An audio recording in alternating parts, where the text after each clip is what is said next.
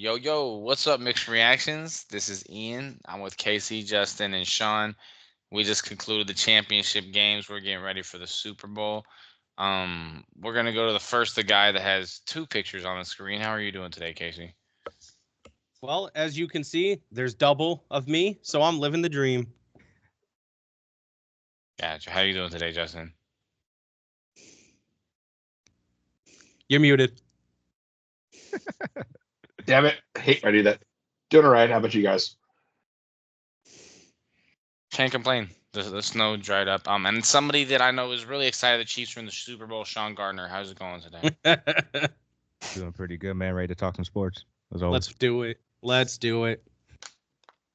So, first thing, Commanders the Eagles almost got awarded a touchdown, but they ended up putting up 50 plus, winning the game. Chiefs win by 3. Chiefs Eagles, a rematch of 2 years ago. Yeah, who wants to just go ahead and take a stab at it? And what do we got? Saquon ran all over Washington. Absolutely ran roughshod over them. Who hasn't he ran roughshod over throughout the whole season in general? Saquon Barkley has been the best free agency signing in the last 5 years, bar none. I disagree with that. Derrick Henry. How can you say Derrick Henry when Saquon had a better season than Derrick Henry? Because it's all about matchups. Eagles didn't play. The Eagles didn't have to play the Bills. They had to play the Commanders and whoever. Yeah, but you're referring to one game. You're referring to one game. But you can't use that argument when teams are playing different teams in different divisions with different opponents of strength. You just can't use that argument. Then I'll go with the eye test, and Saquon looked better than Derrick Henry throughout the whole season. I don't know. Let's look at the stats. I'll use that to my advantage. If you want, we can go ahead and pull up the stats. Saquon had more yards. I just feel like Derrick Henry was a better asset to the Ravens.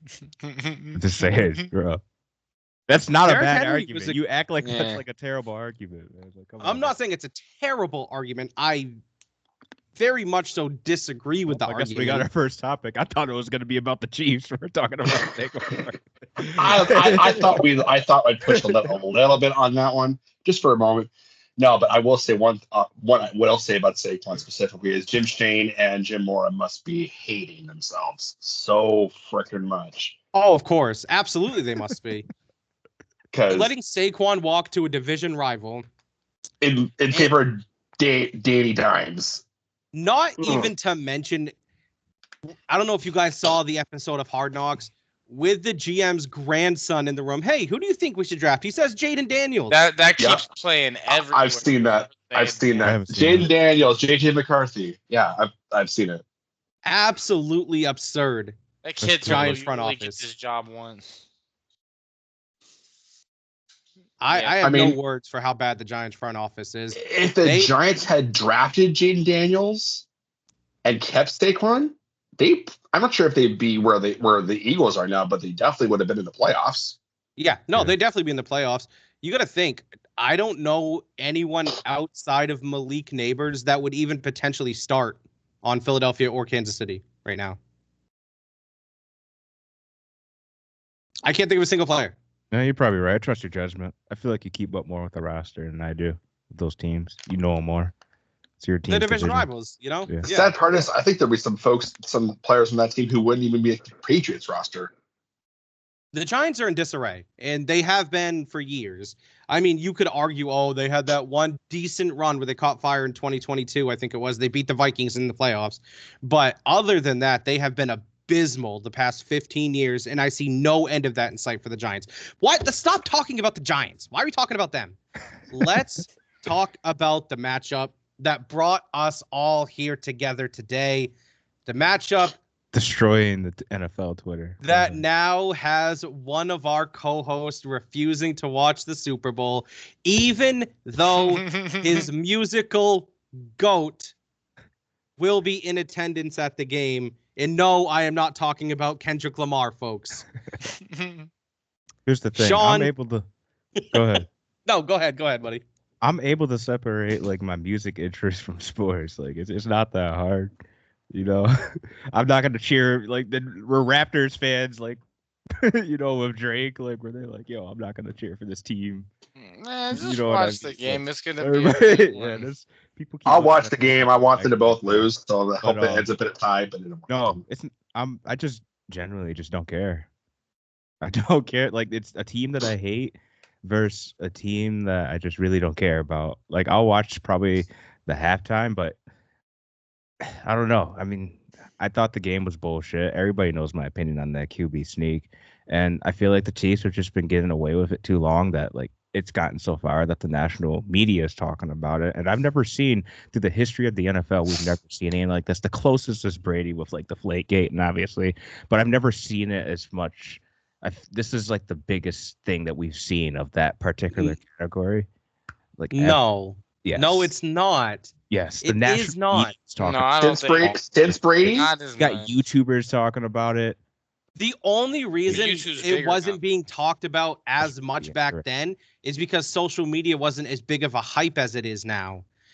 The people, and especially if you want to go back through magazine columns, newspaper columns, people were arguing against the Patriots getting these type of calls for the last 15 to 16 years, ever since the Patriots quote unquote dynasty started.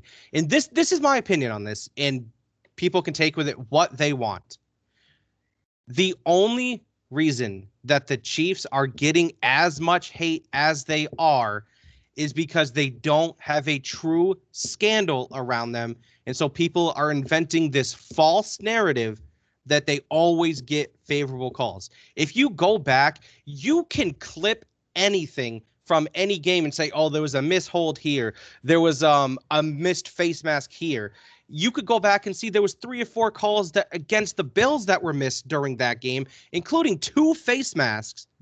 All of this can be researched and looked at. People are taking this popular opinion and running with it and just saying that that's what the truth is, rather than just saying, the Chiefs are more prepared than everybody.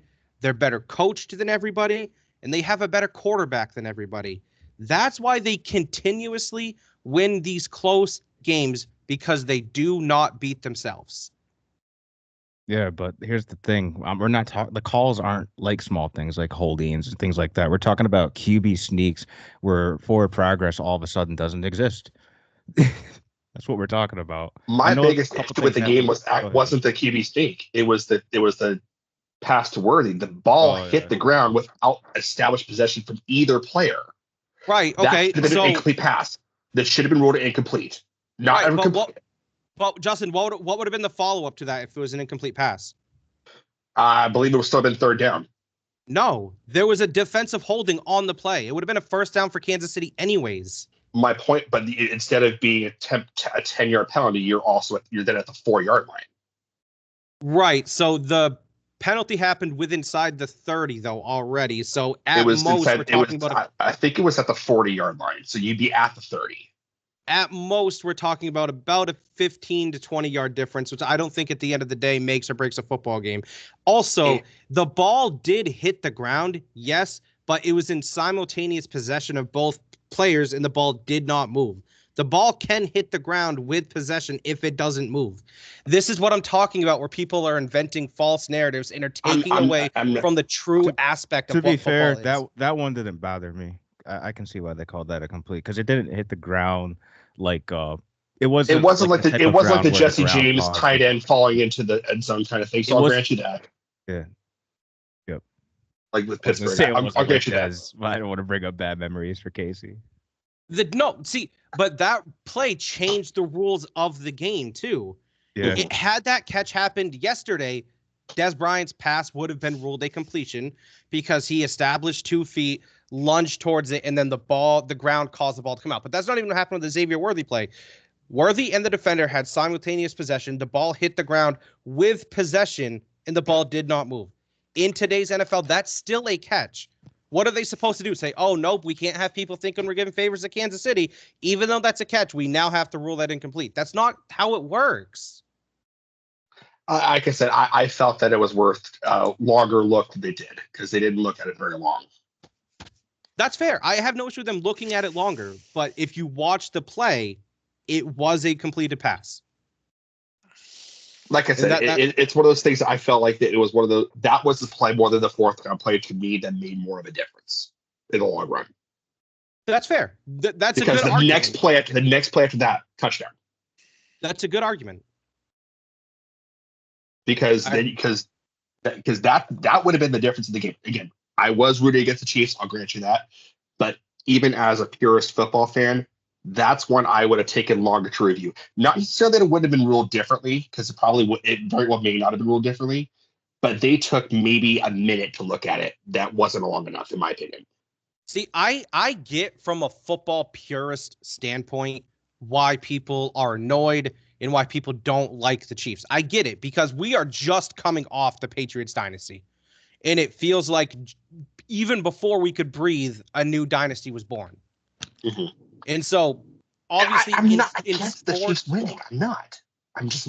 It's not coming from a Patriots fan perspective. I'm not. I mean, if a legitimate championship, I'm not going to oppose that. It's when there's enough questionability that I have to question: is it the refs causing it, or is it truly talent?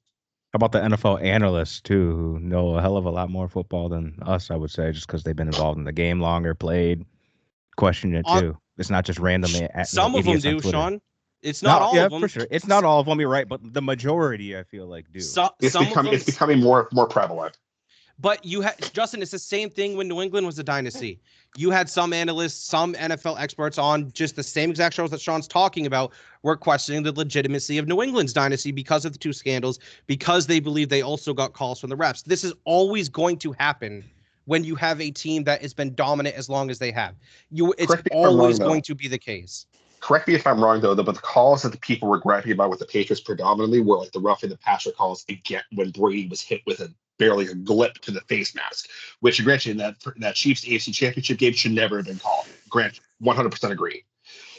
It's not the defensive pass interference after it's been thrown, after the play's been over for 10 seconds. Here's the thing. First of all, that's never happened. That a flag gets called 10 seconds after the play has never happened. Ever. It felt like that in some regards. But anyway. But here's the thing. You know why we don't recall any of the flags that New England got throughout their dynasty runs? In my opinion, this is why. Because it doesn't matter down the road. In 5 years, in 10 years, 15 years, people are going to they're going to be like, oh, that Josh Allen sneak, that they may be mentioned every once in a while. No one's going to care about that. They're going to look back at the Chiefs dynasty like we are with New England's dynasty now and just appreciating the greatness for what it was. In the moment, people are going to get heated. They're going to have their gripes so that they're going to say, oh, this call, that call. Down the road, none of that matters. It's true. And so we're all that matters what's up in the history book. Who won? Exactly. Who didn't win? I'll grant you that. That doesn't mean that it's right. People just care about championships more. That doesn't give anything. That doesn't mean that what you're saying is fact at all. That just proves that people they care about championships more. They don't care how people get them. That's all I hear. So is New England's dynasty tainted, Sean? In some ways, it can be a question. I don't see why not. The Deflategate. I'll admit there may be some questions to it, even as a Patriots fan. And Justin, let me ask you this: I'm not gonna say they're a bad team. I don't think the Chiefs are a bad team.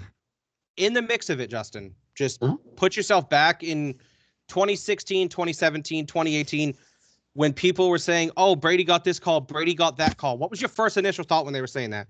Let me get probably just get over it. In some regards, sure. I'll admit. Okay. In some regards. It's the same thing that's happening now. And that's why it's just when you're, put it like this, when you're Michael Jordan, when you're Tom Brady, when you're LeBron James, and I don't know if you guys don't want to hear it now, but when you're Patrick Mahomes, you are going to get those calls. He is the face of the biggest league in the United States of America right now. He is going to get those calls whether you like it or not. Just like Brady got them, just like Peyton Manning got them, just like LeBron gets them, just like Michael Jordan, just like Steph Curry. And the Chiefs defense evidently too. I haven't, Sean, about the first down thing. Here's my gripe on your position from it. The ref that was closest to it, when he was marking it, marked it short. The ref furthest away marked it as they got it. The ref closest to the ball, closest to the play, when he was initially running up the field, marked it as short. It wasn't like they marked it a first down, reviewed it, and then overturned the call. They initially ruled it on the field as short, and when you review a play, you need inconclusive evidence that the ball, not Josh Allen's body, the ball crossed to get the first down. They couldn't see the ball. They had to uprule. They had to stand with what was ruled on the field. So I question why they that's where I was chose going. The Chiefs as the favor there, because it's like forward progress didn't exist. That's what I'm questioning. So the Lions, the judge who ruled him short couldn't see the ball. All he could see was the back of Josh's head. He couldn't see the ball at all. Now the line judge who was ahead of who marked it forward progress to give him the first down could potentially see the ball, but the replay, all you could see was Chris Jones's fat head. He does have a big head. You know what I guys think is going to happen? I don't want to get too off topic with this. I think this is going to change technology in football with the way they're reviewed. You're going to have to do a sky view. You have to do a sky view. They're going to do. I don't even think a sky view. I think what they're going to do virtual AI computer shit. Yeah, like that's what I think. Maybe a VAR like soccer does, like European soccer. VAR. Yeah, exactly. I think, to be honest with you, the play that should have gotten reviewed during that game that wasn't the sneak. It was the play before to Dalton Kincaid. That you could argue more so was a first down. Yeah, that one I don't know about more, but I agree that was questionable too. But that one is close because you got to know like when his hand hit the ground, right, and where the ball was. But here's also my point.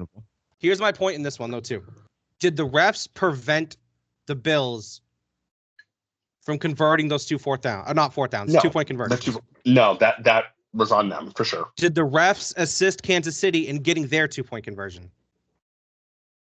So we're going with the Steve Bartman case. Like, I get what you're saying, but the Bills get that first down. It's a huge different ball game. No the scenarios are 100% different. No question. And that's what my gripe was about the worthy catch, because that changed the entire narrative of how Kesey was moving down the field. My point is, it's not like the Bills were vastly outplaying the Chiefs, and at every turn the Chiefs got the call to get it in their favor. What happened on the Bills' first possession? Josh Allen almost threw 2 picks on the first drive. What happened on the Chiefs' first drive? Mahomes went for 6 for 6. They jump, boom, boom, boom, dart down the field for a touchdown. For sure. I don't disagree with you. I don't disagree with that argument. I mean, I think it's going to be hell of a Super Bowl. We'll never know. No, that's of course. Because like those plays could have been completed and other things could have, you know what I mean? We're never going to know. Sean, it's all a case of shoulda, coulda, woulda, and it is what it is. Like I said, I'm not happy about it, but it is what it is, and it is what it is. I will say this, boys, and you guys might not like it, and I personally don't like it either, but it's a cold, hard fact. If the Chiefs win this game, it's the greatest 6-year run in the history of the NFL. In that short period of time, I agree. In terms of Super Bowls, yes. It would be... It is a factual statement in terms of Super Bowls, 100%. It would be 4 rings, 5 appearances, and 3 in a row. It'd be in my opinion, it would be the greatest dynasty run in the history of the NFL. Over Dallas, over San Fran, over Pittsburgh, over New England. Because New England, you got to think. New England's last run was, they had 49, 51. They were 52. But they were in 51, 52, 53. Mm-hmm. Wait, they went to 3 straight, right? Uh-huh. Falcons, they lost to Rams, Eagles, or Falcons. They beat the Falcons. 49 with Seahawks, which was a win. Then Denver won that next year at 50. Then there was Falcons. Then they lost to Philly. Then they beat the Rams. They were in there 4 out of 5 years. 4 out of 5. And so this is 5 out of 6 for the Chiefs, though, now, isn't it? No, wait. No, it's not. I don't think so. Because they went in 2019, 2020, 21, 2020. Wait, hold on. 19, 20. Rams won in 21. And then 22, 23, 24. Yeah, it's 5 out of 6. Okay. Holy shit! Yeah, you're right. I didn't think about it like that. Okay. Damn. So they have been to 4 out of 5 coming into the year. That's Yeah. wild. You The gotta think, because Rams Mahomes are has 3 rings already. 2021. Who? Oh, because And after the Buccaneer, yeah. in my opinion, if they win this, it unequivocally puts him at number 2 for greatest quarterback of all time, and seriously opens I the disagree with floodgate that. conversations I disagree as with Not the yet. that. greatest ever. Yeah, I think greatest Not quite. ever is. Yeah, I Not think quite. greatest of all A time. is- three-peat won't do that. Winning 4 out of 5 in a three-peat doesn't They do put that. too much on the Not mic. quite. They're using the microscope way too much on rings, especially in a game of football where so much has to happen. Patrick Mahomes doesn't play defense. Like things have to happen. Well, of course That's all things I'm have saying. to happen, but in that case, you could argue that Tom Brady's not the GOAT because he had top 5 defenses for 6 out of his 7 rings. I'm just saying, if you look at the eye test, I think Josh Allen is just as good, if not better, than Patrick Mahomes. You could argue he has just as much talent, but he doesn't make the crucial plays against the Chiefs to win. Like when someone is this close, they're neck and neck, right? They're 1A, 1B. Wouldn't you normally give the edge to the better player whose team is consistently winning the game? Yeah, of course. But in a game like football, it's not like basketball where you can easily tell like LeBron James is the best player. Football, it's a little bit more difficult, and I just can't. You can't use championships as the like 100% biggest reason why somebody is the greatest in football. That's my opinion. That's what I think. That's a fair opinion. I agree. It's not just about championships. It's not like he's Trent Dilfer putting up 17 points a game winning these either, though, Sean. He's set records already for statistics as well. For sure. You're not wrong. I think puts him top 3, but I don't think puts him top 2 quite yet. That's delusion. Who could you put above him outside of Brady? Manning. Easily. For what reason? Longevity. Field general. Field general longevity. It's too early to put him on that high up on the Mount Rushmore. It's not. It's not. I mean, that's 3 it's my opinion. Super Bowls in a row. Ian's been quiet through this whole thing. I'm not saying he isn't worthy to be up there, but I don't think he's in with that some high reason on this one, and I know you're going to. What would happen? I mean, 3 in a row is a lot, man. If he loses, then your argument's out the window. And again, Super Bowls, way too much. Too much emphasis on Super Bowls. If he loses it makes it a more difficult argument. It doesn't throw it out the window. It puts him out of 2. That's for damn sure. But he could easily get back to 2 next year in that situation. By having 4 rings in 7 years. I'm not saying he can't, but if he loses, then that argument that he goes and jumps immediately to 2. No. Ian's calling the timeout. Never mind. We're good. My internet cut off for like a half a second. Keep going. All right, no, Ian, you haven't chimed in at all. Speak, buddy. Speak. Sorry. No, I mean, I see what Sean is saying, because football, it's not like basketball where there's 5 guys on the card. Football, so many different guys doing so many different things. It is hard to tell who the best guy is. But winning 3 championships in a row, I know he's had a good defense, but he's the most important position on the field. And some people do discredit Tom Brady to an extent for having those great defenses. But 3 Super Bowls in a row. And then we watched the It's unprecedented. It's unprecedented. Seeing the numbers, Mm-hmm. I don't like Peyton Man. I mean, I don't know, man. But to be in the GOAT conversation, I think he could be in there. He could be in the conversation. I'm not conversation, sure, but yeah. Peyton Manning for me is one of those guys to where I don't think you could say at the top it's interchangeable, because it's not. Because Brady is better than all those guys, but Peyton Manning was great. I mean, he has 2 Super Bowls. That's it. But I mean, look at what he did. Look at the numbers. We can't see. We're not like Lamar Jackson could be going to the Super Bowl right now, but Andrew can't catch a pass. Is that Lamar Jackson's fault? You know what I'm saying? Like, guess what? That's the type of shit I'm talking about, man. But Lamar Jackson. All right, well that's a story for a different day. Mark Andrews got Butterfingers. Makes that catch. They go to overtime. Ravens win. They beat the Chiefs. Now his ass is going to the Super Bowl. Who's to say Lamar Jackson's not better? I mean, the Chiefs are great, but at the end of the day, like Andy Reid didn't win until he got Patrick Mahomes. Andy Reid's a great coach. I don't think like I get what you're saying, Sean. Like for sure, because quarterback's not It's not the only position on the field. it's not like in football. No, but it's the most Exactly, important. It is the most important position, but you do have a defense, you do have special teams, but 3 Super Bowls in a row, man. I don't think you're appreciating. I do appreciate it. I just know so much can happen, like Mark Andrews dropping 2-point conversions. That's just all I'm saying. Travis Kelce's not dropping one. Taylor Swift will drop his ass. I don't know if he's taking a response or he's pissed off at somebody IRL. Me? Angry, No, I'm good. No, I'm good.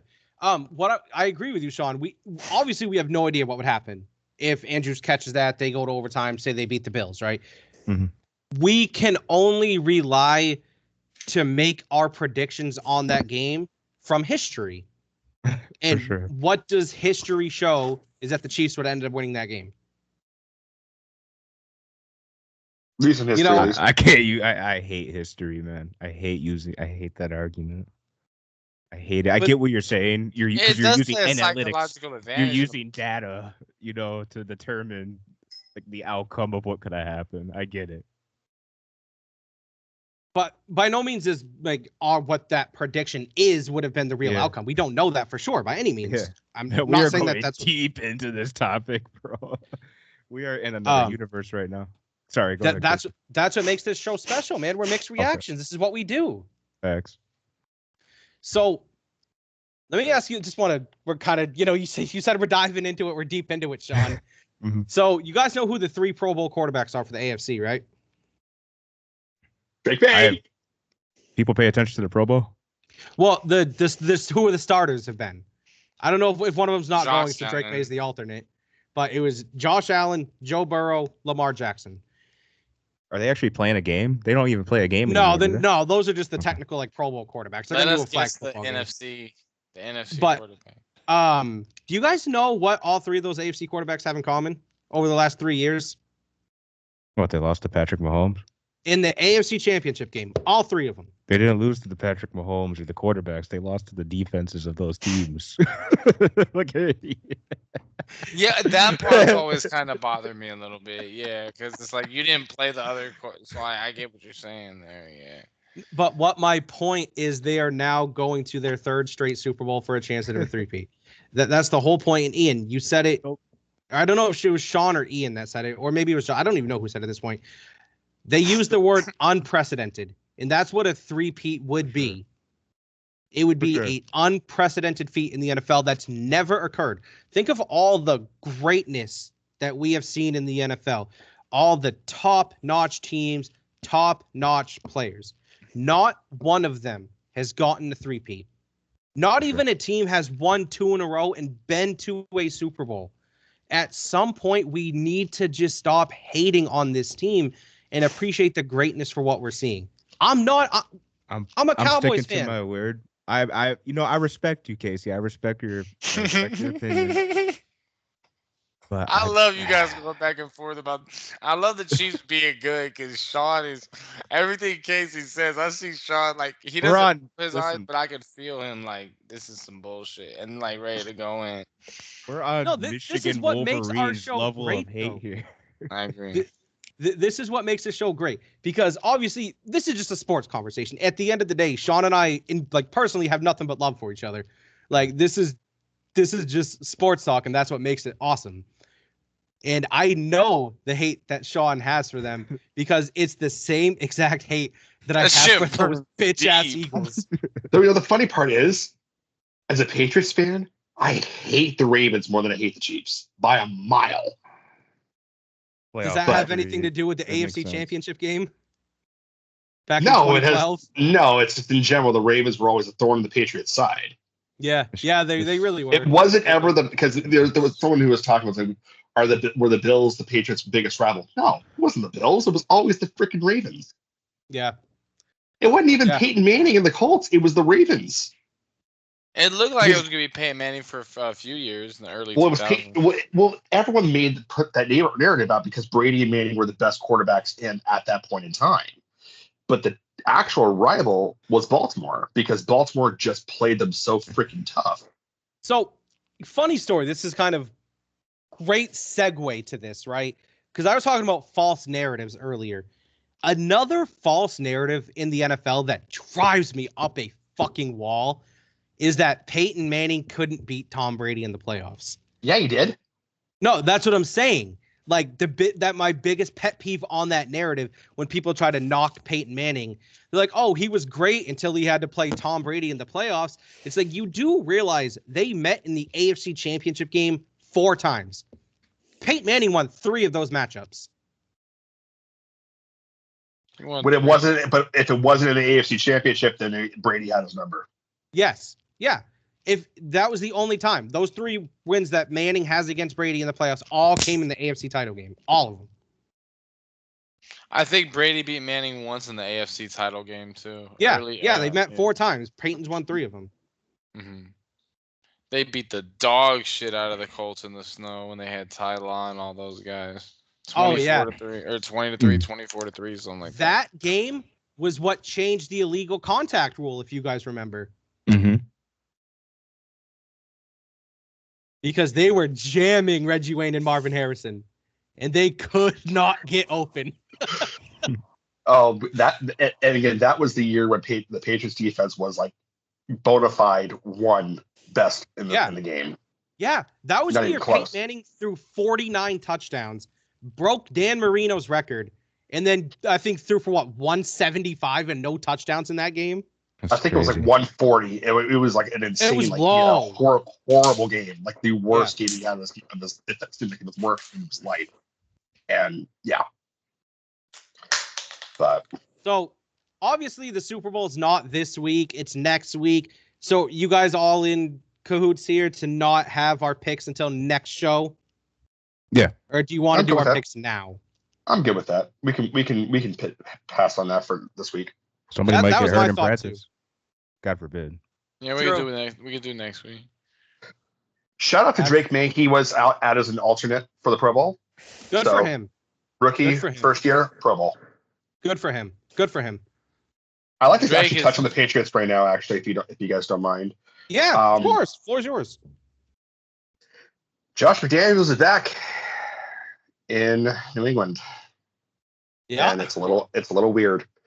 And the reason for that is McDaniels is the one who picked up Mike Vrabel at the airport and bring him to the Foxborough for his interview. Ah. Mm-hmm. It's a little weird. The scuttlebutt around here is that McDaniels was going to get hired as the OC before they even decided that Vrabel was going to be the head coach. Okay. I'm not quite sure how I feel about that because how many different times can you run it back? I mean, McDaniels' system is proven. It's got a proven track record, obviously. Only in New England, though. In Denver and the Raiders, he was a flame out. Yeah, they hated him in Vegas. But he was the head coach. He wasn't the offensive coordinator. Fair. Totally fair. Totally fair. Granted, New England's the only place he's been the offensive coordinator, but it's worked. And I think Josh McDaniels is best suited to be an offensive coordinator. That's my opinion. That's where he specifically in New England, too. Well, it's not to be a head coach. Just not to be. Exactly. And let's not forget that he turned Mac Jones into a Pro Bowler in his rookie season. He did. With crap to work with, just like May had crap to work with this year. I'm hopeful that this will boost May's development, but my concern is that it will pigeonhole him and not play to his strengths, because McDaniels' system, and if I recall, because he never had to really work with a mobile quarterback as an offensive coordinator, because Mac and both Mac and Brady can't run. Neither one of them can run at all. But I'm worried that they will dull his strength. I see your fear in there. with the McDaniel situation in New England, of course, like you said, proven track record of success. And so I think it's going to bolster. I really think it's going to help May in this type of situation. I still, obviously, you need them offensive weapons. No question about it. You need to go get probably T. Higgins, I think, is your best bet. I think there have been talk about them trading for Tyreek Hill. There's been talk about getting T. Higgins. But I'm the thing I'm most hopeful about because McDaniels won't let that offensive run the way that it's been. I read on a Twitter report or an X report, whatever the hell you want to call it, and you would know way more about this than me. What are the rumors about them trying to trade for DK Metcalf? I think they're waiting to see what Seattle's going to do, if they're going to intend on re-signing him at all, if they're going to let him walk. Because the question is, do they let him walk on a tender, or do they let him or do they outright release him? Okay. Because a lot's going to depend on if they're going to have to give draft compensation to go get him. Okay, so there is some weird random talks for New England for DK then. Okay. But it's nowhere near as elevated as T. Higgins or Tyreek. Would you? But I think Tyreek, if you could get Higgins in this order, Higgins is the most likely of all of them. Yeah, that would make the most sense. Of course, you would be. Would you rather have? Obviously, if you could choose, you probably have Tyreek first, just because the speed is just something you can't teach. But would it be DK or T. Higgins? Which one would you rather have? Probably T. Higgins for age. That's fair. But DK would be obviously you have to plan for DK. But my concern about DK is age and injury history. So as opposed to T. Higgins, who doesn't have as much of that issues. I mean, he does, but not as much. No, my worry for T. Higgins would be transitioning from clearly the second best receiver on the team to clearly being the best, and what type of attention that would draw. Of course, no, absolutely he does. Absolutely he does. But I think that we've seen instances, of course, where number 2 receivers get traded away. They go be their own number 1 receiver, and it doesn't pan out as well. That's fair. Like I'm not saying that's what would happen because I think T. Higgins is talented, but yeah, you're absolutely right. New England needs a load of help, a buttload of help. Yeah. But I think they will. I don't think the rebuild will be complete after this next season, but I think they'll be a whole lot closer. That's fair. That's fair, especially with McDaniels. Of course, you're having that whole new offensive system come in, so I think there's going to be a lot of changes in New England coming forward with that. And obviously, we know Vrabel's a defensive guy. Hopefully, you can get your defense back on the right track too, because it was a shell of itself this past season. Well, the problem was they ran everything back and didn't have any continuity and no actual coaching. They were just okay, you do you. That's all it was. There was no coaching involved. It was babysitting. That's what it boiled down to. I like it. You were right on the money about week 8 when you said, I think this is Gerard Mayo. I think he's a one and done. I never thought it would happen. A first-year coach, especially when it was a Belichick disciple, being gone in 1 year. Because I didn't pay attention that much to New England this year. You know, I was watching Red Zone a lot. I was watching all the Cowboys games, of course. And, I watch every game, but not really was a New England game on my top priority to flip on. You know what I mean? There's always more interesting games on, and that's no shot at New England. It's just the games that they were involved in. Well, New England wasn't a great team to watch in general because it was quite honestly, it was painful to watch for the majority of the season. And so I didn't realize how dysfunctional they were. I thought they were just a shit team with a shit roster. I didn't realize how much turmoil there truly was within their own locker room. When they traded Matt Judon, I knew it was over. I knew the season was shot. From a defensive standpoint, when they traded Judon, I knew they were punting the season. Defensively. Yeah. I mean, we're in the most important part of the season right now, so they had some pieces, signed some free agents. I don't know what their cap salary is looking like. Oh, they have the best cap situation in the entire league right now. There you go. They have $139 million to burn. I know they're working in that free agency office right now in Foxborough. Yeah, of course they are. Yeah, they absolutely are. And speaking of the front office, what the heck is Brian Schottenheimer doing, buddy? I knew that's where Casey was transitioning to. Oh my God! Why? Because what have I been saying about Jerry Jones for 2 years on this show? He would rather decades. He would rather lose his way than win somebody else's way. He would rather have all the credit. He has this daydream in his head where all the media is like, man, we got to give all the credit to Jerry. Jerry was right. Jerry knows more than us. That's his dream. That's what he wants. And it happened 30 years ago in the early fucking 90s when they won back-to-back Super Bowls. And then they fired Jimmy Johnson. Why? Exactly. And everybody gave credit to Jimmy Johnson. Everybody gave credit to Troy Aikman, Emmitt Smith, that offensive line, Michael Irvin, that fabulous defense. So he's like, I can't take this. Their credit needs to go to me. He fires Jerry, hires Barry Switzer, who is a yes man, and the worst possible thing happened. They won another Super Bowl, and he still didn't get the credit. They were like, oh, that's Jerry, that's Jimmy's players. That's still running Jimmy's system. That's why they won. Jerry still didn't get the credit. And so that old maniac that he is, brain went into overdrive, and he made every decision from there on out, and every one of them has been horrendous. The best coaching hire since then was Bill Parcells. You know why they didn't clash? Because Bill Parcells wouldn't kiss Jerry's ass. That's why Bill Belichick didn't sign there. I can guarantee that. I am so done. Like, I will never stop being a Cowboys fan, but I'm done with Jerry.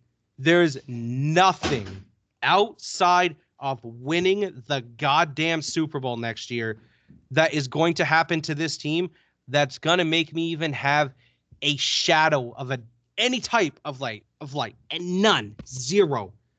That championship appearance? No, nothing. I'm hoping that it's one of those, for your sake, it's one of those things where like everybody's doubting him and he's like that coach that proves everybody wrong. I can see why Cowboys fans are worried. I actually got his resume pulled up right now, and he's never been a head coach before. And I don't see like really, he wasn't a play caller last year either. Yeah, and I don't really see too many. I don't really see too many just achievements, I guess, like notable achievements on his resume. That's because there is none. Jerry wanted a yes man who, whenever he walks in the room, Brian's like, yes, Jerry, we'll do this. We'll sign the worst running back in the league and give him the ball and say he's the best running back because we need to give all the credit to you, Jerry. It's exactly what's going to happen. This team is going to be no better than they were last year. Guaranteed. As a Cowboys fan, I'm saying it right now. They are no better than an 8-9, 9-8 at best, 10-7 team. And with the talent that they have in that locker room, that's pathetic. With the talent in the division, you're going to be lucky to get 10 wins. Did they actually interview any other top candidates? They interviewed Kellen fucking Moore. That's why. They should have interviewed Pete Carroll, who's at now with Ian's Las Vegas Raiders. Nice transition. I did not want Pete Carroll at all. I did not want Pete Carroll. He'd have been an upgrade. They didn't over Brian Schottenheimer, at least. interview.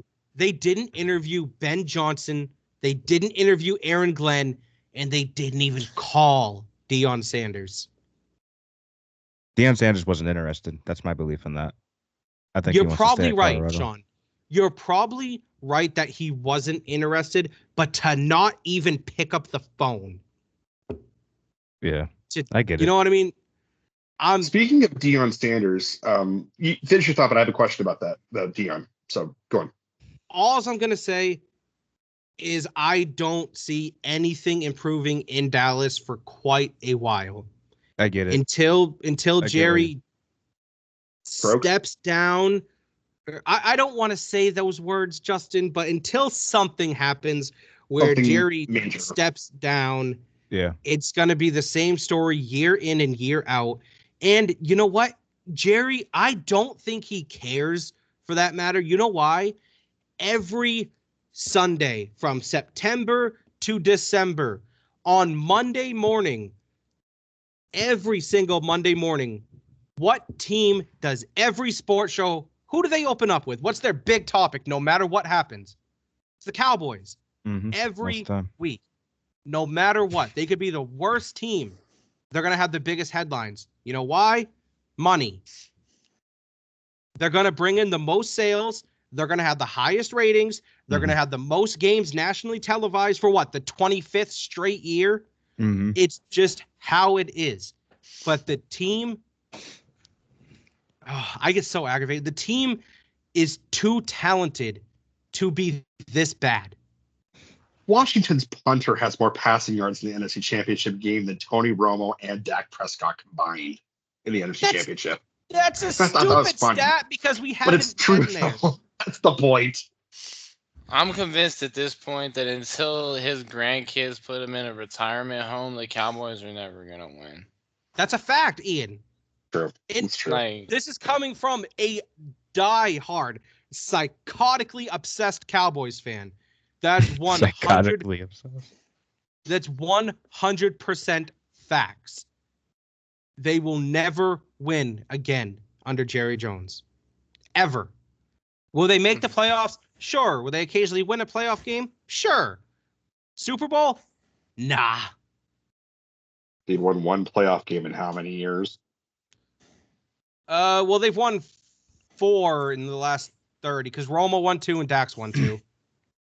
I want to talk about that transition that Ian made about Vegas, though, or Justin made, excuse me, about Ian's Las Vegas Raiders. Yeah, I think the AFC West actually has the best head coaching roster in the league now.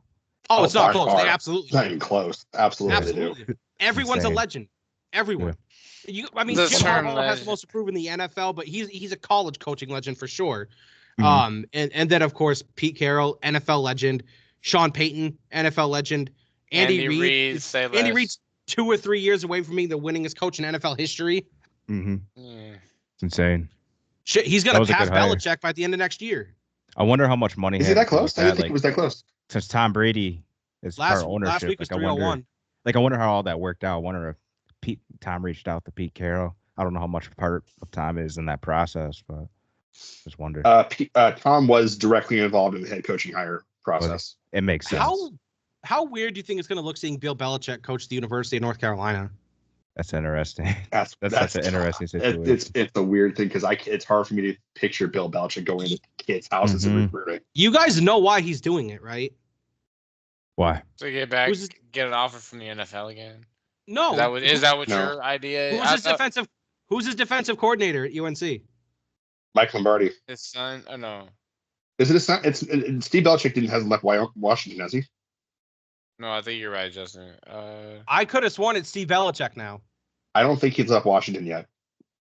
Yeah. Okay. So if it's not yet, it's happening. That was what I'm saying. That would have been huge news by now. I haven't heard anything like that yet. I think it is Steve Belichick. I don't think he left Washington. I don't think he left Washington. Look it up, Mister. No, I'm just playing. You just seem like the only one with a desktop in front of you. I say because that's what's going to happen. Steve Belichick, after Bill leaves, is going to be the head coach of North Carolina. I guarantee it. It's not going to be weird for me seeing him coach college kids. I think that they're going to fucking with all. I think he wants to prove that Steve Belichick will become the defensive coordinator at University of North Carolina. This was an NBC Sports, December 23rd, 2024. Okay, I missed that headline. There we go. I knew I heard that, and so this is exactly why he's doing it. He was like, "I'll be the coach if you let Steve be the DC. Once I leave, Steve's taking over." And UNC was like, "You got it, Bill. Whatever you say, buddy." He gave them a 400-step plan when he got the job. Like, this is what's gonna happen. Yeah. And when Bill Belichick says he's gonna do something, you're just like, "All right." Are we looking at a Colorado turnaround for UNC in year 1? Oh, absolutely. I mean, they look at all the money they have. Maybe by year 2. By year 2, I'd say. Maybe it's hard to predict with college. I would say maybe year 2, give him a chance to actually get tied in. But I mean, the talent wise, the amount of guys that'll go to him in the transfer portal, the amount of money they have from Jordan, NIL, North Carolina, where those they're going to be a football powerhouse in the next couple of years. I don't think you're going to be talking about necessarily the college football playoff that quick, but it won't be long. It's hard to make the cut. Well, not as hard now, but still difficult. So you still got to be top 12. Yeah. But so conference champion. 16, okay. Who wouldn't want to go? Who wouldn't want to? I just want to say this real quick. Yeah. Who wouldn't want to play for a coach with that much NFL experience? Because at the end of the day, exactly. Just go to the NFL. So speaking of college sports, and Sean, this proves that I have nothing but love for you, buddy. I want you to talk about your Michigan State Spartan basketball team, who are now ranked number 7. Oh, yeah. I know how enlightened you are about that, man. And Tom Izzo and the Michigan State Spartans, when they are good, college basketball is better. They're one of those teams, the Dukes, the North Carolinas, they're the Indianas too. Let's not forget Indiana in that conversation. Yep. Yeah. Sarah, oh, UCLA. Man. That's another one of my teams that's never going to be good again is Syracuse. It's just not ever going to happen. But Sean, you guys are now ranked top 10, I think, for the first time in quite a few years. Yeah, besides like a preseason rank. Yeah. Yeah. Actually top 10. How does this feel, man? You guys have a legitimate chance, I think, to make some true noise in March Madness. Yeah, man, pretty good. They're actually up. They're playing right now. They're up 36-16.5 against Minnesota. But it's good. It's a good feeling to have a team that is as deep. That's why they're so good, is they have such a deep rotation. They're not gonna get like a 7-8 seed and play some powerhouse and barely make it out of the weekend. They should. They have a good percentage. We're going to your data, Casey. You like to use data. They have a realistic chance to make it into the second weekend and be a 3 or a 2 seed. That's my prediction. Well, when in doubt, take the higher seed. And Sean, one thing that I kind of want you to get into, if you can, you don't have to by any stretch, of course, but what's up? So, I was talking about it on the group chat. I've watched a little bit of Michigan State this year. And one thing that I notice is that they stick to the true philosophy of basketball and play a true offensive, cohesive game where they're not reliant on a single player to get the job done. The ball movement is crisp, and they know every player on the floor knows where he's supposed to be at all times. Facts. They have really good chemistry, right? Like I couldn't agree with that anymore. And there's no like best player. There's players that need to step up probably more than others. Like you got your Jason Richardson's son. If you're not familiar with him, he's going to be an NBA talent. Jeremy Fears, point guard. Do you look at that fluidity as a matter of coaching or just overall chemistry amongst the players? I think all of that, especially in college. Yeah, both. Yeah. Can't forget Jaden Akins too. He's like the senior leader. The guy that's supposed to lead the team because with the experience. And then of course Cohen Carr. I know you've been online and seen some of his highlights. Cohen Carr is good. Yeah.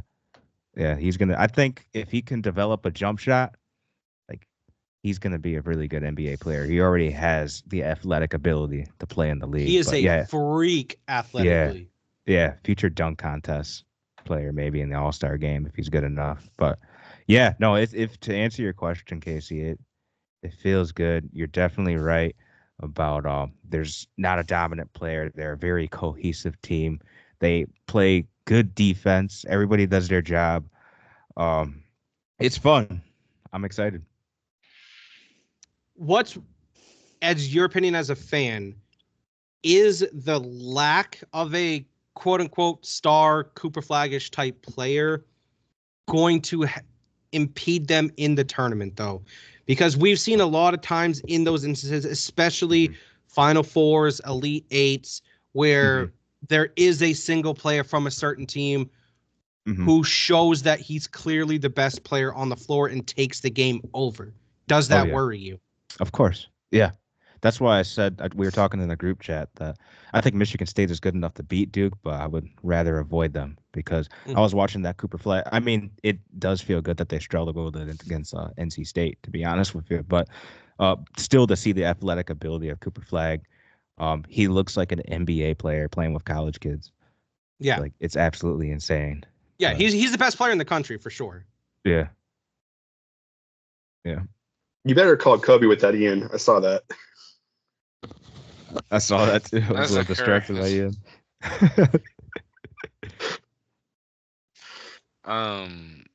Speaking of Michigan State and Casey and me, I know where this is going. I think we're gunning for a Michigan State main showdown in the NCAA hockey tournament. I might have to go to that game if it's not too hard to get. I think live stream it and watch it together. I'm game with that. I honestly, but I think it's going to end up having to be like a Frozen Four situation because both Michigan State and Maine will probably be the number one seed at their respective regional. Is my expectation. What are right, the at least rankings right now?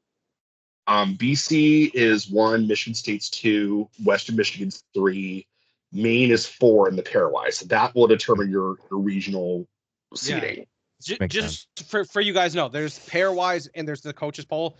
The pairwise is what matters. Pairwise is the true national ranking. Pairwise is like the AP poll. Yeah. Mhm. Yeah. Football In and basketball. Right now it's BC, MSU, Western Michigan, and then Maine. Mhm. How'd Maine do last weekend?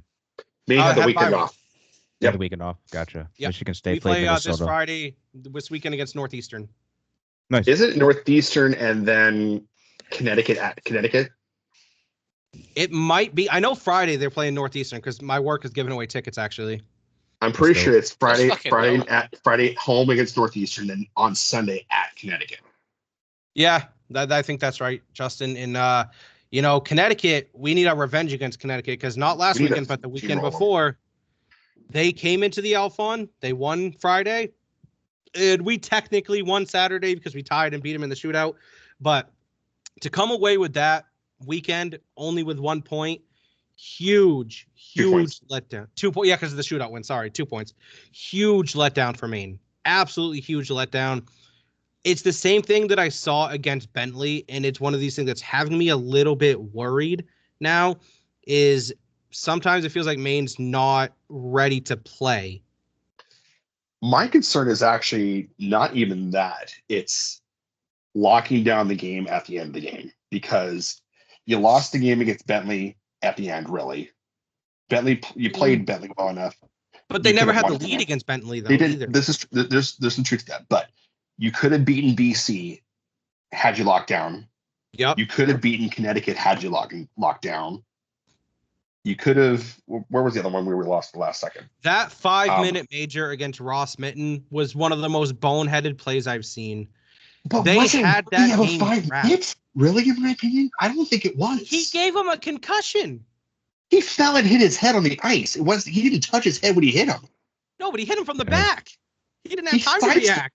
He sideswiped with his arm. He didn't even touch his head. No, he said he gave him a concussion.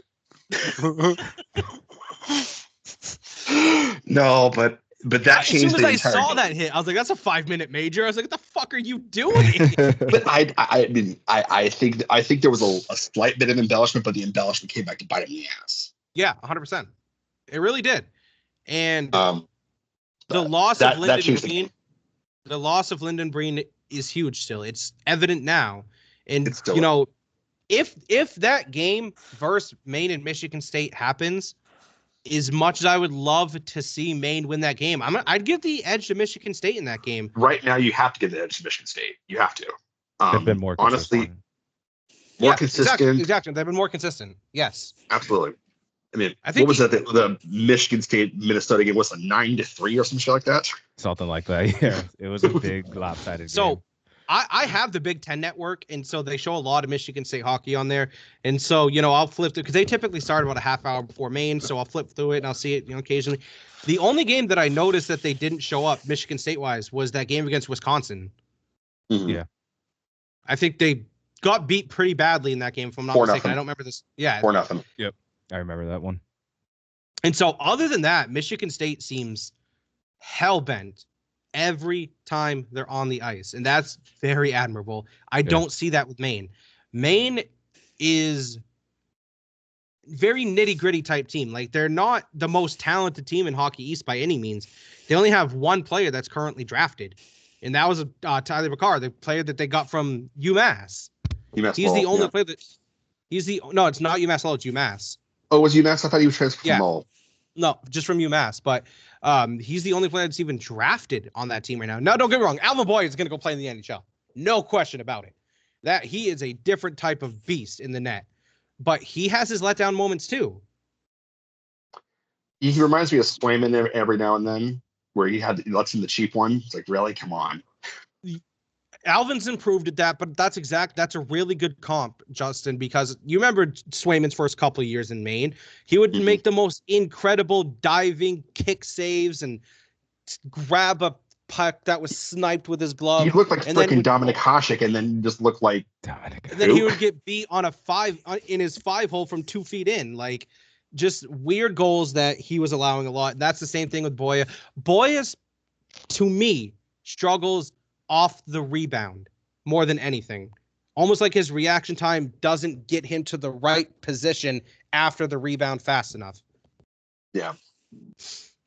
But I would say that Hockey East has 6 teams in the top 10. It's the best division in college hockey. It has been for 20 years. You got BC at 1, Maine at 6, then you have Connecticut, Providence, BU, and who else am I missing? And UMass Lowell. Yeah. I will say this, though. Watching BC against BU this weekend, BC looks like by far the best team in the nation. But we nearly had them.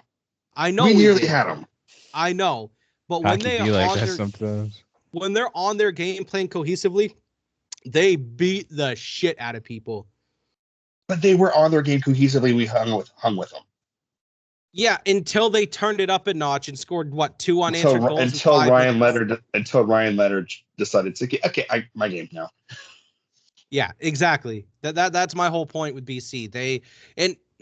They've been the evil empire of college hockey. They've been the class of college hockey for years now. It's not going to change. No, but it won't. Maine's definitely one of those teams that will be a powerhouse again here shortly. They're not quite a powerhouse yet. They're definitely one of the top teams in the nation. They're improving every year. I thought this was going to be a step back year after losing Bradley Nadeau, but after what I've been seeing, they're not nearly as top heavy. Maine has 4 lines that they can play, which is going to be very beneficial come tournament time. Shout out to Harrison Scott and Alvin Boya, both Hobie Baker nominees. Absolutely. And when's the last time we had 2 Hobie Baker nominees in 1 year? 93. Was it Montgomery in Korea? It sure was.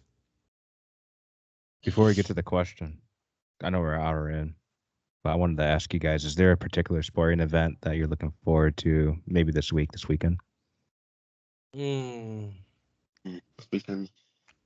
I'll tell you mine. What's yours? Arkansas at Kentucky college basketball. That'll be a good game. Do you know why? Back to the John Calipari coming back to Kentucky. That's gonna be insane. Yeah, Arkansas fucking sucks this year. But it's Calipari going back to Kentucky though. That's worth watching.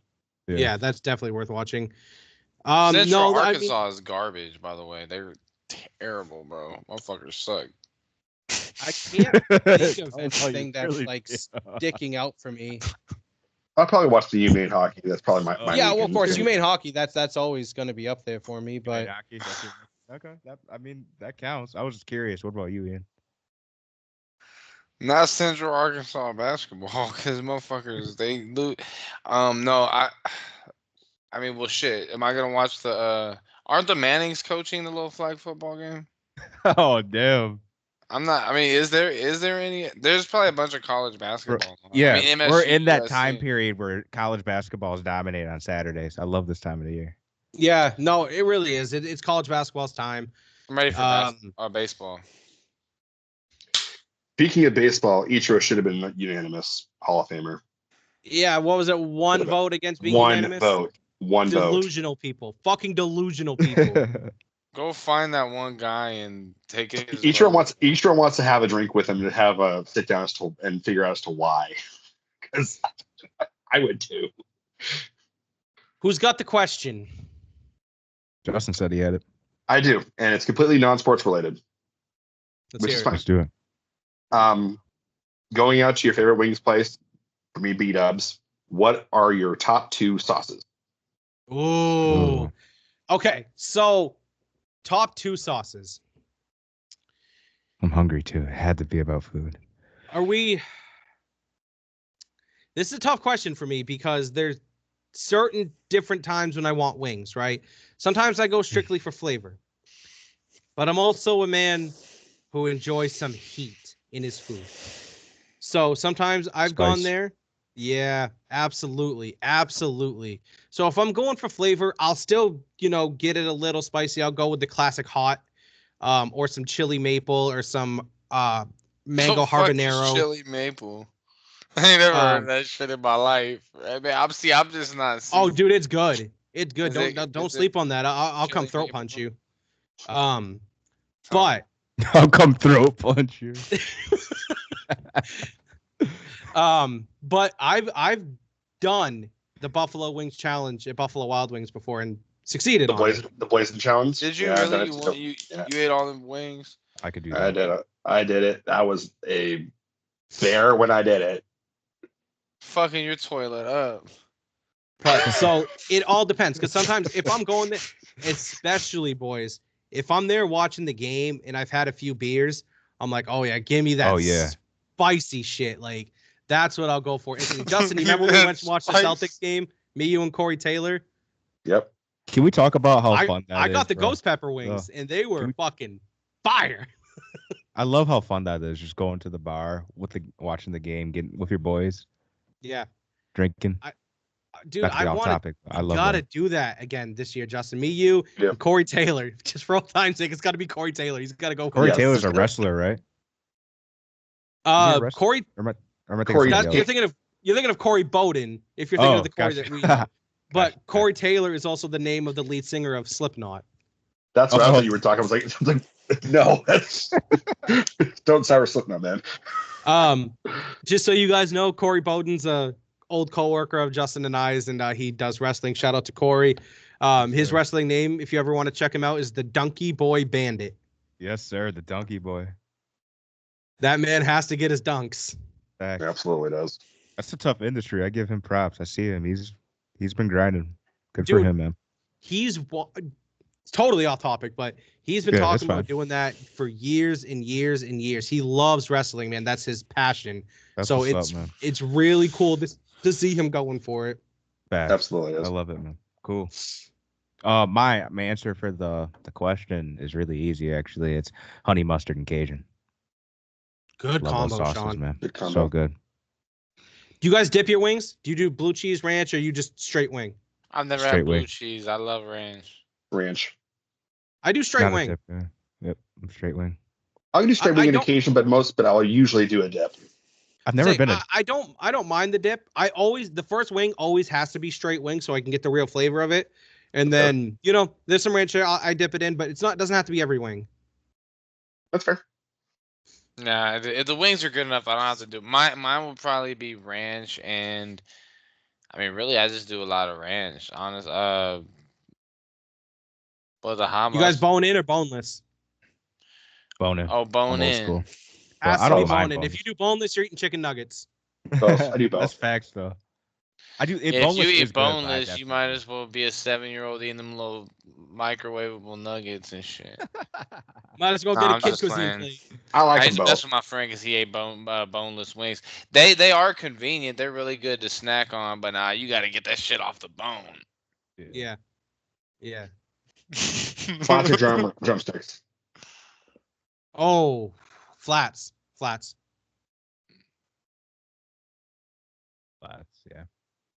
I'd go flats. It's close, but flats you can you can make them in like a freaking popsicle. Yeah. Mm-hmm. You can get all the meat and just one little swoop. Yeah. Absolutely. But then it doesn't have like that big clump of meat right there. Like a drum. Yeah. Damn, I want some. Damn, that shit sounds fun. What were your sauces, Ian? Mine is ranch, Steve. Well, no, your wing sauce flavors. Well, yeah, ranch, and I don't really know. I've never had blue cheese. Funny enough, people always talk about it. Not for dipping. What kind of like buffalo? What kind of sauce? Oh, do you want for shit! Oh, okay. I see our pre-show discussion must have inspired this question. But I was just say the normal buffalo, and then the No, lemon pepper. There you go. Lemon pepper's good. Yeah, Lemon pepper's pepper. fine. Goddamn. Or the goddamn what the fuck are they? They're sweet chili? No, I can't think of. Asian Uh, zing. Asian zing is one of my yeah, those favorite. are I have a bit of an those acid are reflux issue, spicy so I ass won't ones. usually go for the spicy too much. The Asian So zing's not spicy though. It's got like it's got a sweetness to it. I feel like you can get a little bit of a hint of kick in there, but I think the sweetness takes it right away. Caribbean jerk's pretty good too. I actually don't like that, and I think I'm not going to ruin it for you. I think it has a distinct taste of something, and so I don't want to say what that is and then ruin the flavor for you. But No, something fine. You want me to tell you? I don't care. It's fine. I think it tastes like dish soap. I don't taste that, but that's okay. I wouldn't ruin it for me. That's fine. I just don't want you to get that thought in your head when you're eating it and get the placebo effect. I probably won't even think about it, so don't even worry about it. I don't know, man. One time somebody told me Little Caesars tastes like cardboard. Now every time I bite it, that shit, I think about That's it. why I didn't want to say it, dude. To me, yeah. I've had Caribbean jerk once, and I was eating it, taking a few bites, and I was like, this shit tastes like fucking dish soap. Like, I don't want this. Is nasty. It was probably the sauce bottle they had it in. Oh, yeah, it could have been that for sure. I haven't had it since. Probably hadn't dried out well enough. Well, boys, But we're sitting about an hour and 15 now. It's now 9:15 on the East Coast. It's been a wonderful show. I cannot wait for next week. We're going to talk a whole lot of Super Bowl next week, boys. Boycotting it, but I'll still have my pick. You're going to end up watching it. You know you will. Watch me.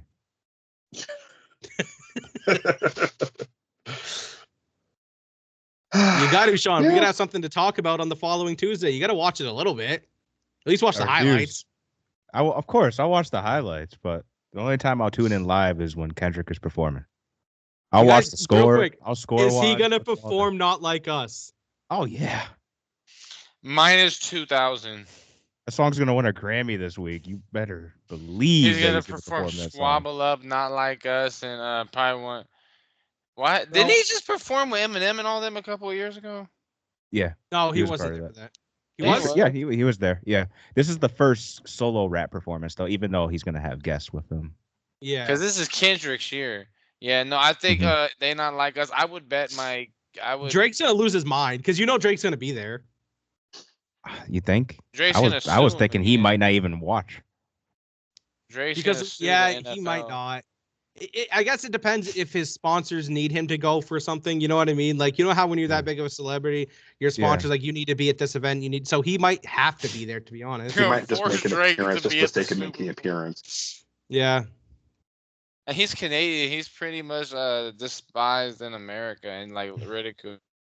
We're so good at closing shows. Oh my God, we're the best. All right, boys. Y'all have a good one. Justin, yes, sir. You know what to do. If we're gonna go to Canada, don't forget to bring a towel. I'm so happy because I have no idea what's going on. All right, everybody. Later, boys. Later. What happened? Justin actually.